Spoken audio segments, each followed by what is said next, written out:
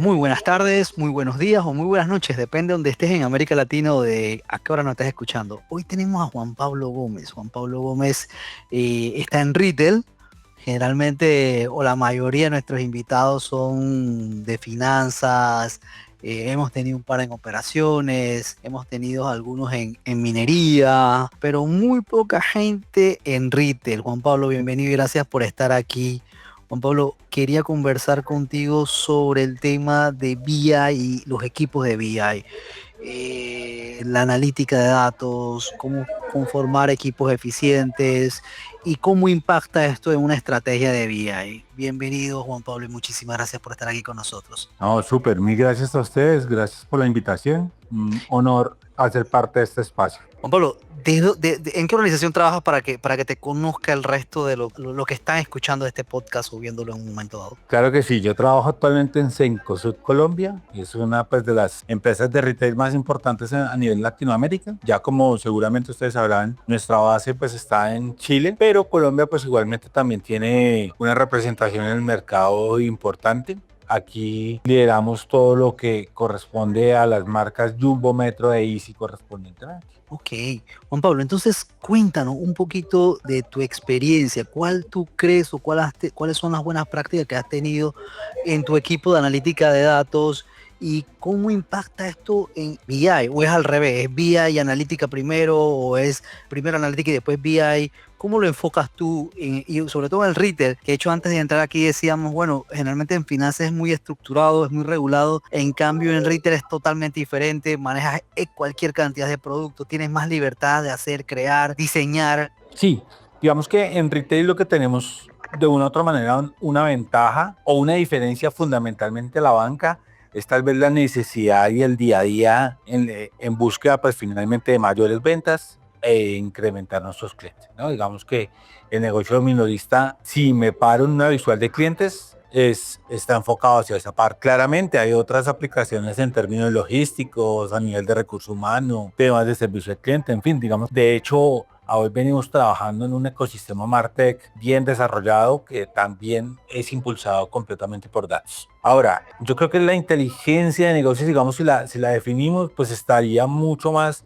hacia la parte exploratoria, descriptiva, el descubrimiento de insight, de aportarle a esas áreas de negocio insight que les facilite esa toma de decisiones y esa toma de decisiones se complementa ya con ejercicios analíticos mucho más robustos, mucho más avanzados, pero que en muchas ocasiones se logran empezar a generar valor y soluciones a partir desde los insights, ¿no? Eso ya automáticamente genera cambios y transformaciones en el negocio. Y luego se pueden escalar y se pueden potenciar y ya se pueden automatizar a través de un enfoque de analítica avanzada mucho más desarrollado. Juan Pablo, solamente para aclarar a la audiencia, ¿qué es Insight? Un insight es un hallazgo entre todo este mundo de minería de datos que tenemos, ¿no? Nadamos en datos, segundo a segundo generamos millones y millones de datos de nuestras industrias y el insight es esa luz que me dice y me da una pista de qué actuar, qué hacer, dónde están mis oportunidades, dónde está algo en lo que yo me debería enfocar por encima de cualquier otras cosas que me pueda generar o no el mismo valor, ¿cierto? Entonces, ese insight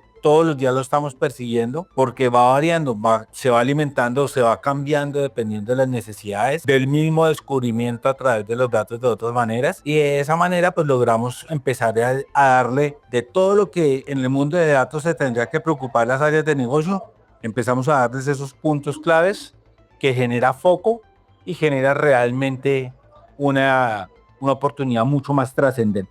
Juan Pablo, mira, es bien interesante, tú vienes de una industria como es la retail, no tienes ningún tipo de regulaciones, tienes muchas ventajas por llamarlo así, sin embargo, Colombia es uno de los países más reguladores en temas de datos, en temas tiene una ley de protección de datos muy robusta, son pioneros en la región en temas de protección de datos, y en ese sentido, ¿cuál es la buena práctica que tú tienes con tu equipo de trabajo? Claro, a mí me gustaría hacer una salvedad, no es que estemos libres de regulaciones, Ok. también estamos en un sector regulado que la Superintendencia de Consumo nos regula, también tenemos, por ejemplo, hoy en Colombia muchas restricciones en términos de Aveda Data, como lo mencionabas, de cómo contactamos a nuestros clientes. Tal vez hace unos años desde el retail y desde otras industrias, especialmente en Colombia, era mucho más fácil que yo te pudiera enviar un correo, un SMS, 2 correos en el día, etcétera.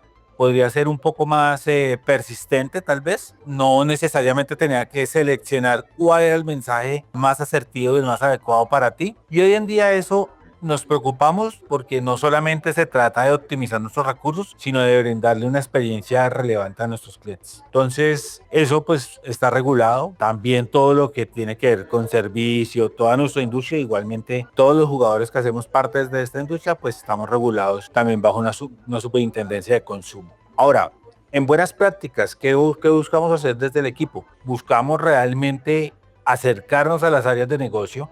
No podemos ser áreas independientes por allá en un rincón generando datos que a la final no trascienden en el uso. Tenemos que involucrarnos cada vez, entender más del negocio, aprender a negociar, aprender a hablar en el mismo idioma de nuestros usuarios internos y ser solidarios en el dolor que tienen cada uno de ellos. ¿Vale? No solamente se trata de entregar soluciones, sino de garantizar un punta a punta de su implementación. Entonces ahí hay un punto que nos transforma, que no solamente se trata que seamos un equipo sólido técnicamente, eso ya está por descartado, es lo mínimo que la compañía espera de nosotros, sino que seamos mucho más integrales en nuestra labor, donde podamos ir y movernos y ser parte de las soluciones de manera activa, ser flexibles, ser personas de una muy buena escucha y también personas que sean muy propositivas.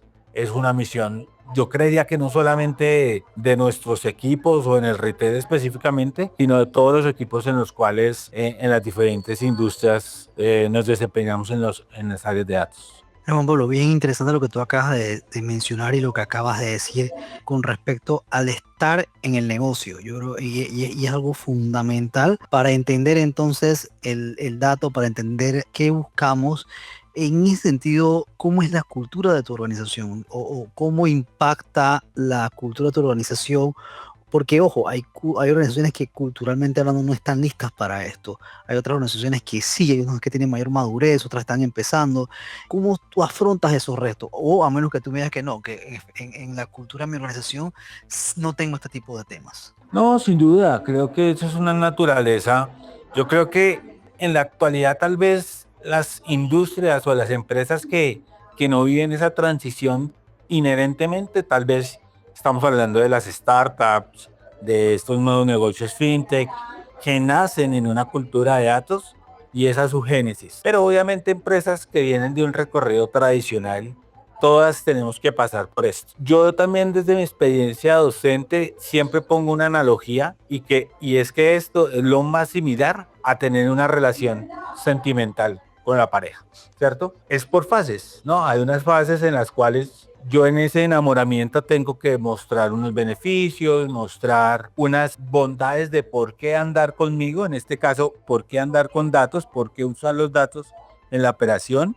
Y esas bondades van dando espacio a una segunda, tercera, cuarta iteración. Ya hay una mayor apertura, una mayor confianza y hay una posibilidad de traducir ese acercamiento en valor. Cuando ya lo medimos y podemos tangibilizar que gracias a una acción analítica logramos obtener X beneficio en el negocio, la pregunta siguiente que nos van a hacer es, ¿qué hacemos para lograr más?